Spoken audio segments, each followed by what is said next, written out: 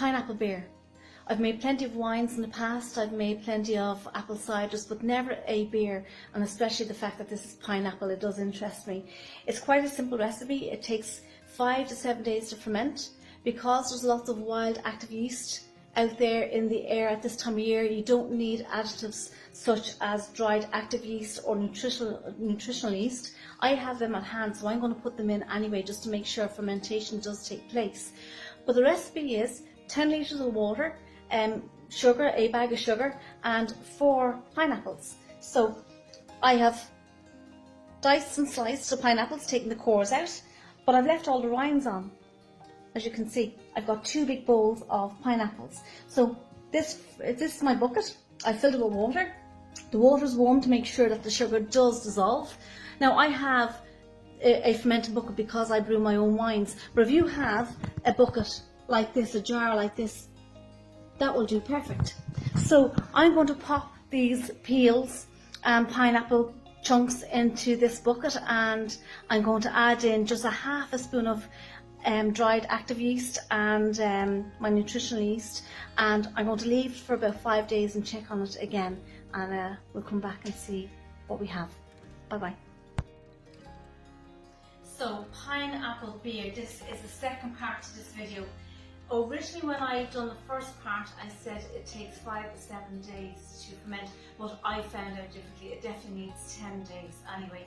So, and that's what I've done. I've fermented this for the last 10 days. So the next step now to this is to basically take out all your chunks of pineapple. I want to show you how it looks here. So come over to the camera and let me take the lid off this and have a little look.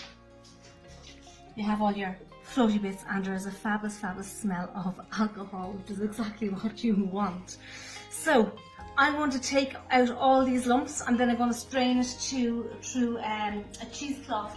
Now, if you're not adding the likes of your own yeast to ferment it, I said to you before that you could kind of ferment it naturally with the wild yeast in the air. If you are going to do it that way, you don't put a lid on your bucket. You need something like this with a wide neck and a cheesecloth to just sit over it, and maybe put a rubber band around it and let it just let the wild yeast just ferment it naturally. So anyway, I just thought I would include that because that's something I haven't said the last time around if you're going to do a natural fermentation. So I'm going to start first of all by taking out all my chunks. See them there, quite nice.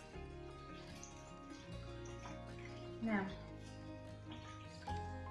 I tell you what, I think we'll probably do is just pause the video for a few minutes and let me work away here, and then we'll come back when I have strained it. Okay, so we're coming to the end of this now. It's messy. You're going to need a second pair of hands to give you a help. Just strain it through the muslin cloth, the cheesecloth, because you are going to have some spillage and you're going to have some residue left over from the end of the barrel. So I'm just going to finish this off here. I've had to stop every few minutes and just rinse my cheesecloth out because of the sediment that was left at the end. So that's probably as much as I want to get in there. So we're more or less to the top of the jug. So that's it. So, a little bit messy.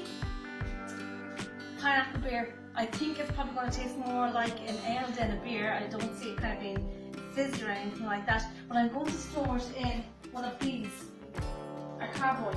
It's probably the best way to store it, and chill it in the fridge before you obviously have some.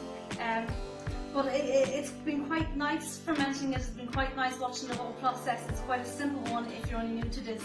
And I want to see who works with apples or pears, see what else I can make with it. As I said, I made plenty of wines with apples and pears before, as well as elderberry and elderflower and that. So this one is definitely new for me. So I'm going to give it a try and see what it's like. Do you want to pause that for a second?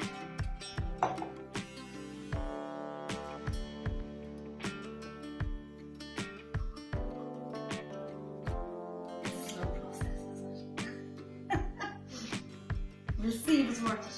Anyway, here we go. Pineapple beer.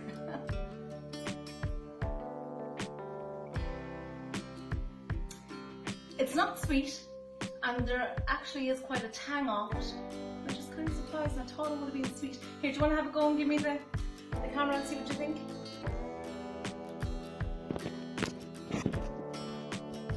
There you go. Anto having a swig of the beer. It's definitely more like an ale. It's not fizzy at all. No, but it's like you can add gas to it or use sugar or gas to the beer, but it tastes nice just as an ale. Yeah. And we'll have to let the hangover till the end of the morning. Anyway, so there you go. Yeah, we'll have some of that. Okay. Well, look, maybe you have you take that off me.